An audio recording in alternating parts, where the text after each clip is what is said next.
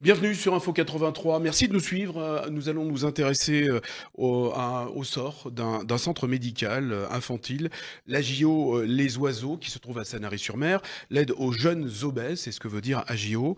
Nous avons reçu un communiqué de presse il y a quelque temps, le 11 février très exactement, nous informant d'un projet de cessation d'activité. Puis nous avons reçu d'ailleurs 2 jours plus tard un autre communiqué de presse émanant du personnel de cet établissement. Donc nous avons décidé de nous intéresser, de mettre un coup de projecteur sur cet établissement avec nos invités. Alors nous accueillons Eva Lelon qui est monitrice éducatrice, toujours au centre donc des Oui, oiseaux, pour hein. l'instant, toujours, ouais. Bonjour, bienvenue. Bonjour, Et également Alice Collin, vous êtes également éducatrice, toujours dans ce même centre. c'est ça. Quelle est la situation dans ce centre? Donc ce centre, si on a bien compris le communiqué de presse, qui émane du propriétaire de l'établissement, Elena Santé, ce centre va fermer. Alors, c'est ce qui nous a été annoncé, il y a un peu plus d'une semaine. Donc en fait, on bouge un maximum, pour se faire entendre, en fait. Voilà. C'est ça, vous avez donc, là vous intervenez au nom de tout le personnel, hein. Mmh. Donc il y a combien de personnes qui travaillent dans le centre? Alors en tout 80 personnes, qui sont là depuis, quelques années maintenant. Ça veut dire que les 80 emplois sont menacés, Oui. puisque le centre doit fermer. Quelles sont les raisons invoquées par Elena Santé, propriétaire de l'établissement? Alors, un aspect financier. Donc, en fait, c'est vrai que les oiseaux sont en difficulté, depuis quelque temps et ils évoquent, du coup, l'aspect financier, avec une fermeture. Et précipité avec la crise sanitaire, la crise Ah oui, Covid? alors forcément, ça n'a pas aidé. On a eu des aides quand même pendant cette crise, mais c'est surtout que le taux, a baissé, le taux d'occupation a baissé pendant cette période. Alors je ne sais pas qui veut répondre, peut-être à Alice Collin. On va rappeler ce qu'est la mission de l'AJO, l'aide aux jeunes obèses, les oiseaux à Sanary-sur-Mer. Alors la JO, ça comprend un mode d'hospitalisation complète, donc où je travaille avec Eva, donc un internat, où on accueille les jeunes sur des périodes de 3 mois, où on est vraiment sur une prise en charge globale de la problématique. Donc ils sont accompagnés au quotidien par des éducateurs, mais aussi par des diététiciens, des professeurs de sport. Ils sont scolarisés sur place, donc ce qui leur permet aussi de renouer parfois avec la scolarité, etc. Et on a aussi un hôpital de jour qui accompagne les jeunes, cette fois, qui restent à domicile et qui viennent pour bénéficier des accompagnements sur une journée. Donc des jeunes qui souffrent d'obésité, de surpoids, des enfants entre 6 et 18 ans, c'est bien C'est ça? ça, des enfants entre 6 et 18 ans qui ont des troubles du comportement alimentaire. Mais à savoir que l'obésité, c'est un symptôme, donc on vient aussi traiter des maux qui sont plus profonds. Et c'est pour ça aussi que l'hospitalisation complète a son sens et sa place dans la prise en charge. Combien d'enfants accueillez-vous chaque année?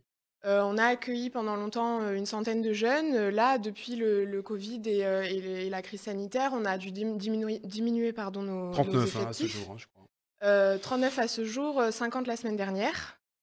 Parce que là, on est en période de vacances scolaires aussi, donc on fait des séjours de rupture sur les vacances scolaires. Mais oui, on a diminué les effectifs dus à la crise sanitaire et aux besoins de distanciation sociale, etc. Et la question que l'on se pose, que tout le monde se pose d'ailleurs, c'est quid de ces jeunes si cet établissement disparaît? Parce ça a été un centre de référence hein, quand même, Oui, c'est ouais. la JO Les Oiseaux. Ça, Heu, c'est un Non, bah centre, allez-y, comme ouais, vous voulez. c'est un centre qui est référencé au niveau national, en fait, qui passe à la télé aussi.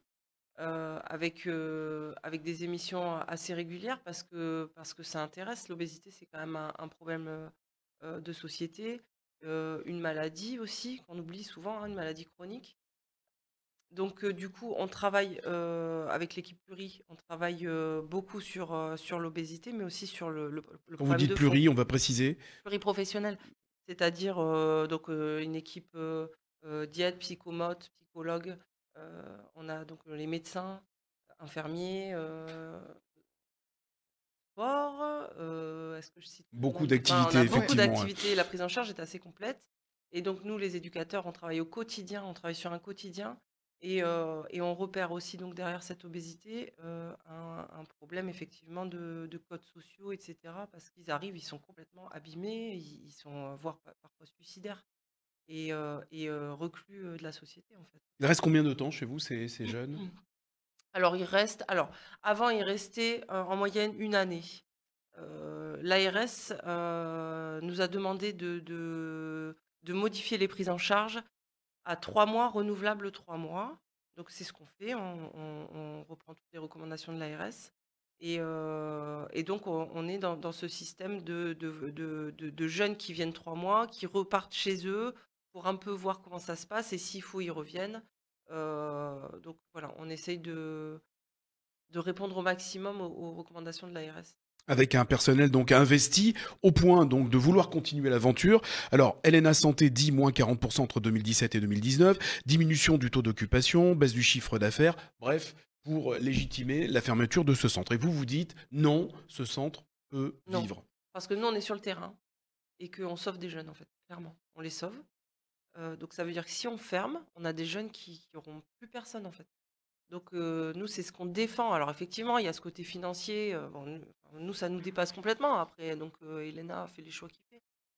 Mais nous, ce qu'on veut défendre, c'est ces gosses qui sont en souffrance. Et d'un point de vue très terre à terre, on est le dernier établissement dans le Var. Et en France, il y en a très peu qui sont encore dans ce mode de prise en charge. Alors, vous demandez une alternative à la fermeture en repensant la gestion de l'entreprise. Je reprends votre communiqué, voire en envisageant la vente à un autre opérateur. Mm. Quelles sont les démarches que vous avez effectuées? Qui avez-vous contacté? Pour l'instant, si vous êtes là, c'est pour que l'affaire s'ébruite, Mm. se sache, pour qu'on s'intéresse à votre sort. Qu'est-ce que vous avez fait, vous, comme démarche? Alors, pour l'instant, donc, ça fait une semaine, mais ça a déjà pas mal bougé. On a mis d'abord une pétition où on est à 22 000 signatures. Une pétition Donc, en ligne. une pétition en ligne. On a 22 000 signatures. Il faut que ça continue, en fait. Il faut que les gens continuent d'aller voter. Enfin, c'est pas vraiment un vote, mais en tout cas Se d'aller manifester, se oui. manifester En votre faveur, bien en sûr. notre faveur parce que c'est ce qui fait bouger. Euh, Après, voilà, il y a les médias, effectivement. Donc, on est passé dans plusieurs médias. Et ce qu'on met en place surtout, ce sont des manifestations pacifiques. Donc pour montrer qu'on est là et qu'on se bat et qu'on veut se faire entendre sur cette problématique. Alors, il y a une manifestation qui est prévue le 5 mars Voilà, devant l'ARS, devant la RS de Marseille. PACA, Ouais. ouais. Mm. Justement, vous les avez contactés, l'ARS, qu'est-ce qu'ils vous Alors disent? ça c'est pas nous on le fait pas. Enfin nous là D'accord. voilà ouais. Nous, en tant qu'éducatrice, on n'a pas ce rôle-là d'aller vraiment. On n'est pas les interlocuteurs en fait avec l'ARS. Mm. Ce qu'on veut faire, c'est montrer qu'on fait bloc et qu'on est prêt à écouter en fait ce qui peut nous être proposé. Et justement, des alternatives, il doit y en avoir plein, mais après, nous, on n'est pas vraiment dans le choix de qui. Vous êtes aux prémices ce mouvement en Ouais, fait c'est ça. pour sauver le centre, le centre médical, donc la JO Les Oiseaux. Mm. Le maire de Sanary-sur-Mer, c'est Ferdinand Bernard, s'est Mm. manifesté. Oui, c'est manifesté. Il y a des rendez-vous prévus. Donc pour l'instant, de ce côté-là aussi, ça suit son cours. Voilà, c'est ça en fait. C'est ça. En fait, il y a plein de pistes et on essaye d'en parler le plus possible à plein de gens. Et on se dit que effectivement peut-être c'est inespéré, mais peut-être qu'il y a quelqu'un qui verra la force de l'équipe en fait, la force de cette équipe qui est hyper motivée, qui est assez solide. Et donc du coup, on a cet espoir-là. On garde cet espoir-là. Une bouteille à la mer. C'est ça. Voilà, lancé par le personnel de la JO, l'aide aux jeunes obèses, les oiseaux à Sanary-sur-Mer. Un message, ou en tout cas un appel à un éventuel repreneur. Vous vouliez ajouter autre chose? Non, ça, Merci. on a tout dit. Maintenant, la situation suit son cours. Donc, manifestation le 5 mars devant l'ARS. En tout cas, ce centre doit vivre, c'est ce que dit l'ensemble du personnel de l'AJO Les Oiseaux à Sanary-sur-Mer. Merci Eva Lelon, merci Alice Collin, merci d'être Merci. venue. Merci à vous. On vous souhaite bon courage dans votre lutte. Merci. Merci de nous avoir suivis sur Info 83.